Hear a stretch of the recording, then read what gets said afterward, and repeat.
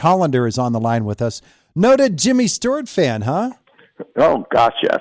Yeah. You know, when you're 74 years old, you grew up with his movies. You know, from Mr. Smith Goes to Washington to flying the super fortresses around the world. And actually, I live in Fort Worth, which is where one of his movies was shot. Which He's one? a very popular guy here.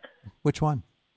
The one about one of the ones about him being in the Air Force, which he actually was in the Air Force, as I recall. Yeah, he was a bomber pilot. Colonel in the Air Force. He was a bomber pilot, and that's a great part of the Jimmy Stewart history. Yeah. Mm-hmm. Yeah, so wonderful. I'm glad that you're with us here this morning. Our conversation is brought to you by Marcus & Mack, voted Best Personal Injury Law Firm in the Best of Indiana County contest. Marcus & Mack, a law firm representing injured people. And believe it or not, Rich is not here to talk about Jimmy Stewart movies. But instead, that's a good thing. we want to talk about this morning. This is the month of January. It comes right after December and the holiday rush, and retailers, I hope we're happy with the way the season went, but there are some signs out there that, boy, oh boy, this could be a tough year, 2023, for people in the retail business, huh? Actually, I'm not sure of it yet, to be perfectly honest.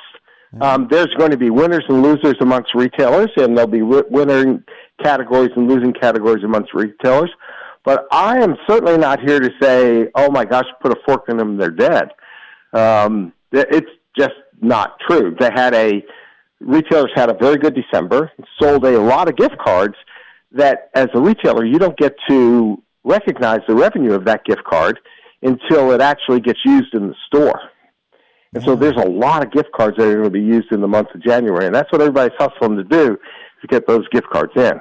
Yeah, from the retailer standpoint, explain that to me, because we think, okay, you pay for the gift card in November for giving it away in December. Why doesn't the retailer at that moment recognize or realize that profit?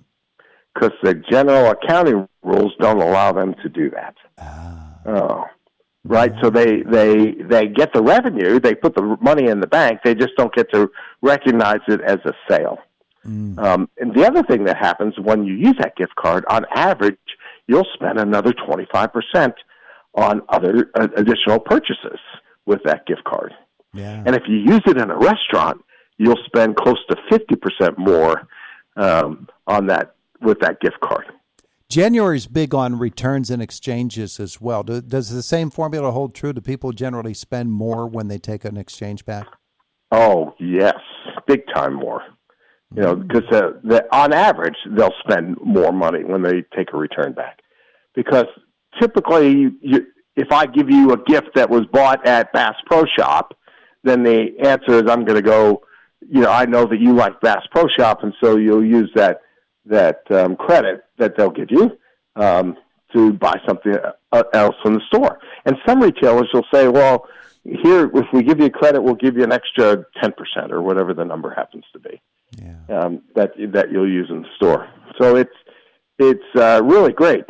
I think one of the telltale signs of who's going to win and lose at retail over the next several months is this shift in understanding of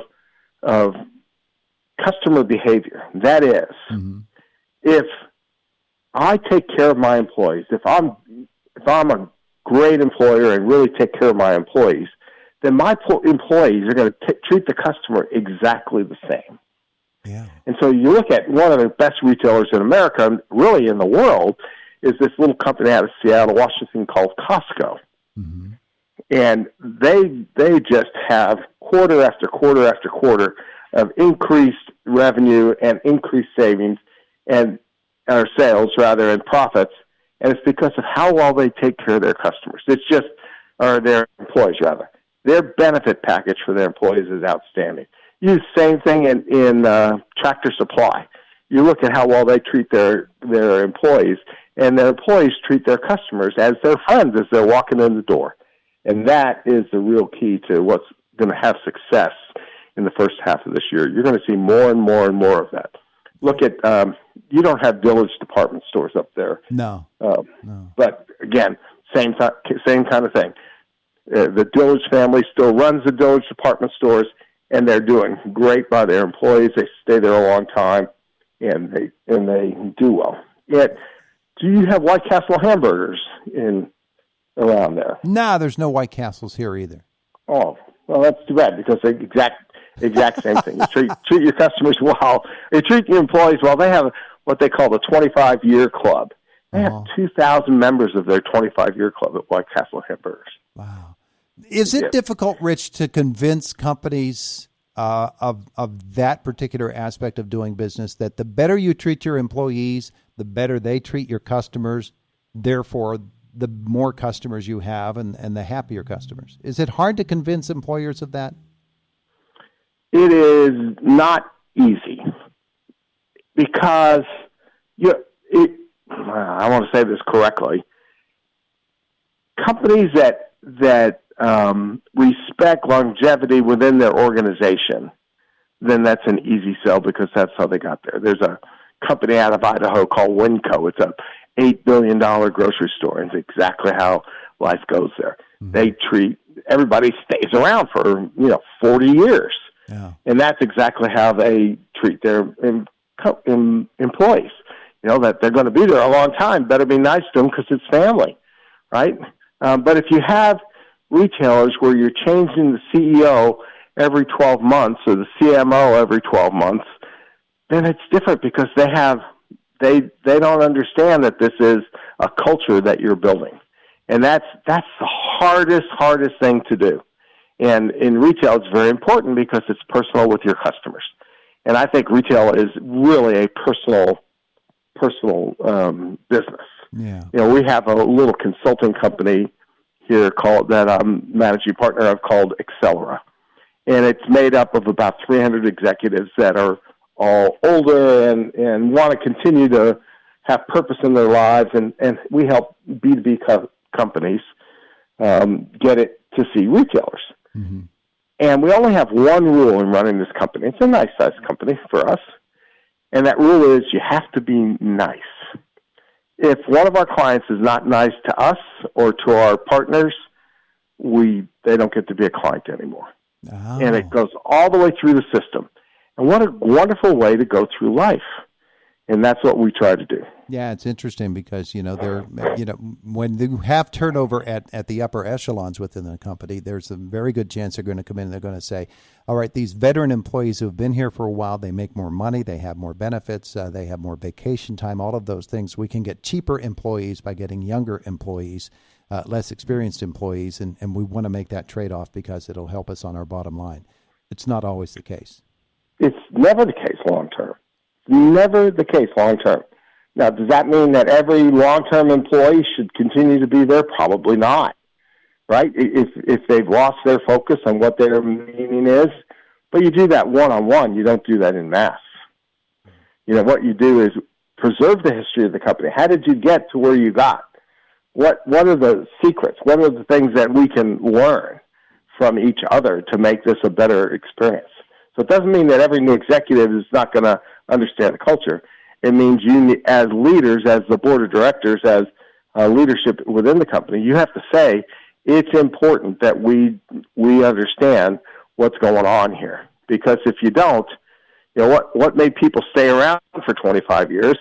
And it wasn't laziness. People are not lazy. They want to do well.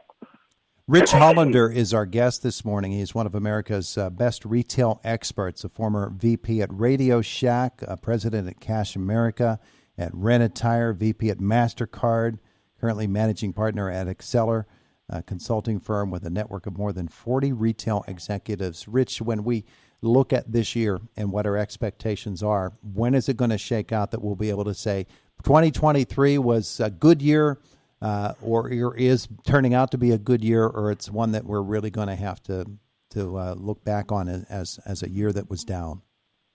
I think in mid-February we'll be able to tell how did the numbers come in for fourth quarter for holiday season. Mm-hmm. What are inventory levels, and that's really the key financially. Did we get our inventories down? Did we get them put in the right place? I think you're going to see companies like Ross Stores and Burlington and such and TJX rather, those three companies are going to have terrific years. They are buying the merchandise right. They're helping retailers get rid of their excess inventory. And another one that'll be interesting out there is Five Below. But these companies are buying closeouts, and consumers are going to get some great deals there. If I don't shop at one of those three stores once a week, and I love to shop. I'm one of the few guys I know that really just I love to shop, and just go in those stores. They're going to have treasure hunts in those stores. Oh yeah, wow. And, wow, it sounds like you're really bullish on this year. I'm bullish on life. You look at me as my dad was a sergeant in the Air Force, and I got the opportunity to go to college thanks to him and my mom, and I've been married for 50 years, so there's not a lot wrong in my life.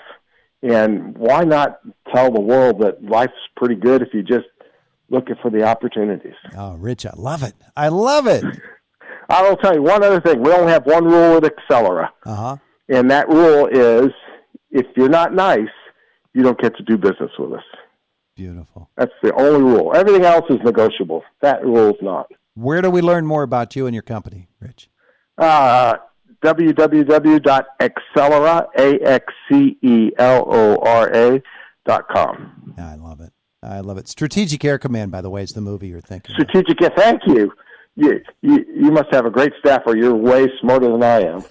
Now, it just came to me while I was doing this. As soon as you said it, I knew what the movie was, and I could picture it, and I could picture Jimmy in it, and everything about it, but I just couldn't get the name. But it came to me. Strategic Air Command. Good stuff. Hey, Rich, thanks so much for joining us. I enjoyed the heck out of it. Anytime you need to talk about retail, give me a call. That's the man. That's the man. We appreciate it, and we'll do that. All right. Thank you. Have a great day. You too. Bye. It is the voice of Indiana County. It's WCCS 101.1 FM and AM 1160. Good morning, and thanks so much for being with us here today.